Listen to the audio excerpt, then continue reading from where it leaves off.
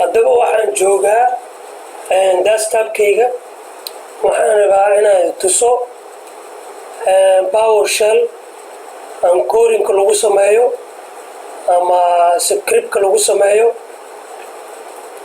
PowerShellka saddex PowerShell aa jirto. Regular PowerShellka waa kana arkaysaan. PowerShellka wuxuu u shaqeeyaa sida CMD oo kale. CMD-gana waxaa la yiraahdaa kan CMD haddaad taabgaraysid command-kan labadan waa isku mid weeyaan. kana waa PowerShell oo regular, kana waa CMD-ga oo codingka ah. ka hadli maayo iska xirayaa.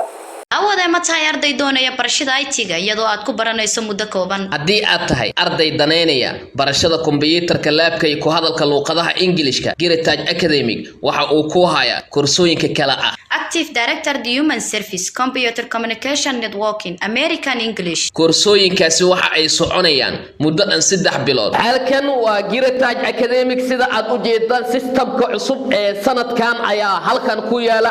waad u jeedaan goobta aan fadhiyo sida ay u qurxan tahay adiga kaliga ayaa ku raaxaysanaya kombiyuutarkaada. Heritage Academic waa academic diyaarinaya arday khibradooda aad loo diyaarinayo. sidoo kale iskuulka waxa uu diyaar ku leeyahay practical joogto ah oo loogu talagalay ardayda baranaysa koorsooyinka aan kor ku soo xusnay. isdiiwaangelinta iskuulka Heritage Academic waxa ay bilaabanaysaa 22-ka bisha 8aad sanada 2021 waxayna ku eg tahay 5ta bisha 9aad sanada 2021. Heritage Academic waxa uu ku yaalaa degmada Hodan gaar ahaan agagaarka Laanta Axmed Gurey. wixii faahfaahin dheeraad ah fadlan kala xiriir lambarada shaashada kaaga muuqda. waxaan ka hadlayaa PowerShellkan ay ku qoran tahay ISE. PowerShellkan ISE-ga waa PowerShellka lagu adgareeyo ama lagu sameeyo codingka ama markaa rabtid debug waxa la yiraahdaa meesha ku qoran oo ah execute-ka code-ka aan ku sameynayso sidoo kale. marka ku dheeraamayo PowerShellkan code-an ku qoraayo waxaan ka bilaabayaa echo aan leeyahay space quotation mark waxaan leeyahay hello to all my students and students. haddana quotation mark aan leeyahay halkaa markaas saan u dhaho quotation markaas ama aan code-kaan aan gelinayo waa code aan hubo inuu shaqeynayo. halkaa aan taabanaya ku qoran tahay run script markaan dhaho oo aragtaa meeshaas uu soo dhigayaa. micnaheedu loola jeedana waxaa weeye code-kaada qaybtan koowaad code-kaada waa inaa waxaysaa.